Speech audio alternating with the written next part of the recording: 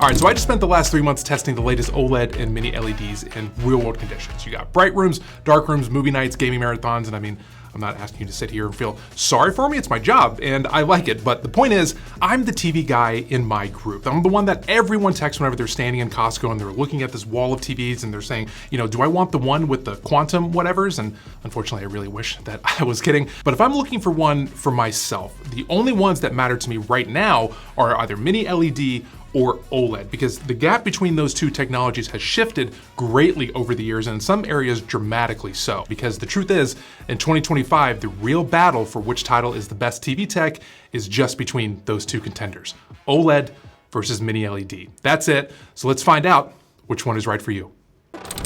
So let's go ahead and start with OLED. It's the simpler tech to explain. OLED means organic light emitting diode. That means that each pixel lights up individually itself. No backlights, no filters, individual pixels that can turn either on or off independently, and when a pixel wants to be black, it literally just turns off. That's it. I like to explain it as sort of like a light bright, but just really, really small. And you might have the added benefit of not having a toddler that likes to take out all those little pegs and just kind of throw them on the floor whenever they want to turn the pixels off. And I mean, like, she does make like a giant mess, but like the way that she like picks it up and like throws it is like completely adorable. So anyway, that's why OLED black levels are legendary. There's no bleed, no glow, just nothingness. In the recent years, OLEDs have gotten way brighter too, and that is thanks to micro lens array, also known as MLA tech. Basically, it's just thousands of tiny concave magnifying glasses layered over each pixel. Flagship OLEDs can hit that 1500 to 2000 nits-ish range. Just a few years ago, OLED really struggled with HDR in those bright rooms, but now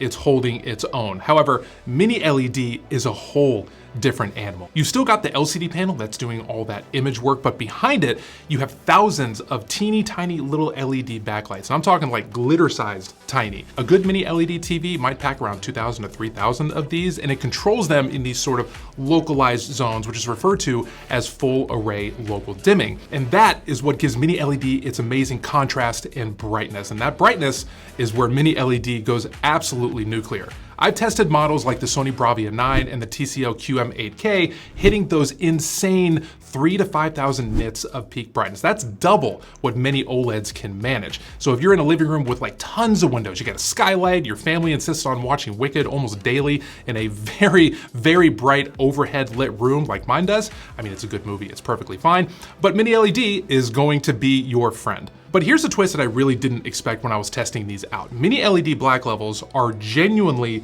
impressive. The best models are so precise with their dimming zones that the average person would not know that they're not looking at an OLED if you didn't tell them so. On the Sony Bravia 9, I had to lean in like inches from the screen just to spot any kind of blooming or flaw. So if you were in the Irvine Best Buy when that TV first came out and you saw like some dude with his face like inches from that screen, yeah, that weirdo was me. While it's not gonna produce those perfect blacks, I mean, physics still wins out there, the pixel isn't off like an OLED, but it really does a good job at making it look like it's off. But as long as you're not like directly comparing that with an OLED like side by side in a pitch black room, I promise you, you are not going to just casually notice the difference. And that said, OLED still crushes it on uniformity because each pixel handles its own, light and dark scenes and stays perfectly clean across the entire panel. Even the top tier mini LEDs will still sometimes show, patchiness or even blooming, basically just slight inconsistencies and near black scenes where part of the screen just is a little bit too bright or a little bit too dim.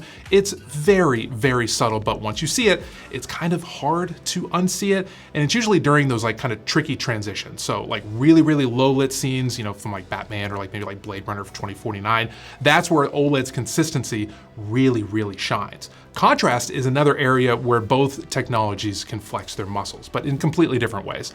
OLED delivers infinite contrast. Literally infinite contrast, because the pixel can go from completely off to completely lit instantly. Mini LED simulates that contrast through those dimming zones and just sheer brightness. And while it doesn't quite match OLED's per pixel precision, it makes up for it by being dramatically more impactful in bright scenes. So if you want a picture that kind of punches you in the eyeballs for HDR explosion scenes, then Mini LED definitely brings that right hook. However, color is a little bit more nuanced. Mini LED TVs, especially the ones that have the quantum dot layers over it, can push more color volume at those higher brightness levels. So when you're watching HDR on something like a TCL QM8K or a Hisense U8N, those neon signs, fireballs, and sunset gradients are gonna look really, really vibrant. OLED is still excellent, especially QD OLED panels, something like the Samsung S95F, but it's getting closer to the physical limits of how bright those organic pixels can get, at least with like kind of how the TV tech is currently made today. But the difference between the two sort of comes down to like a personal taste. While Mini LED will get brighter, showing brighter and more vibrant colors, QD OLED, while less bright in certain comparisons, has better color depth in the shadows.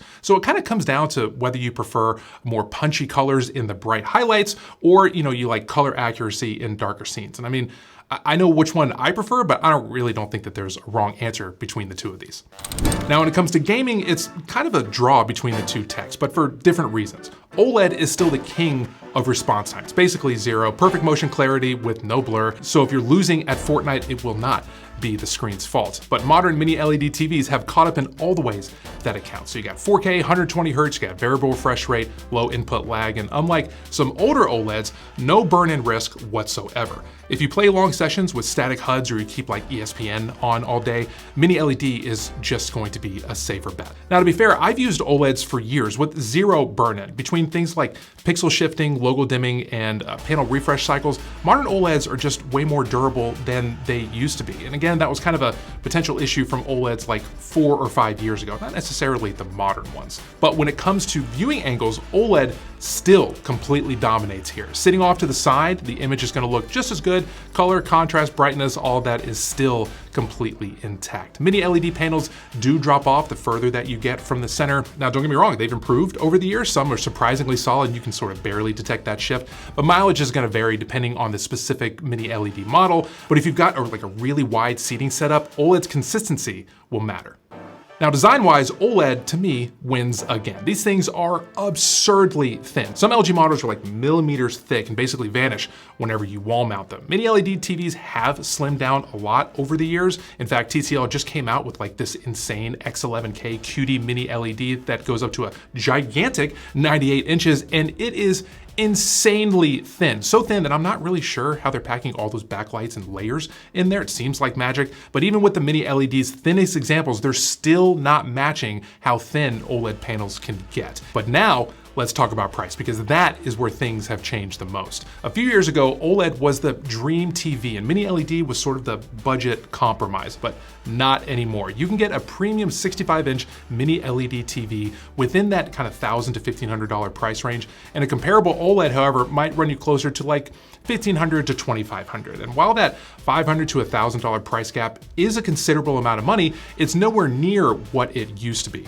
Where you still see that huge gap in price is when you scale up in size. When you go to that 77 or 85 inch, those OLED premiums will climb really, really fast. But as premium and like technically superior as the OLED tech is to Mini LED shipments are expected to overtake OLED this year, which is a pretty wild to see. And I mean, I'm not particularly surprised, as I've been kind of saying that Mini LED is the best TV tech for most people for years now. It's just with Mini LED, there's like more competition, there's more models, and there's just better pricing across the board. Samsung, LG, Sony, TCL, and Hisense, they're all really pushing this tech forward collectively. And as consumers, we are getting the benefit of that. So after all of that, what is the final verdict? Mini LED or OLED? Which one is best and which one should you get? Now, if you've got a light controlled room, you love movies, and you want the absolute best black levels, OLED still reigns. TVs like the LG C5, the Samsung S95F, or the Sony A95L are cinematic masterpieces. But if your room has windows, it's got like mixed lighting, or you want a brighter picture,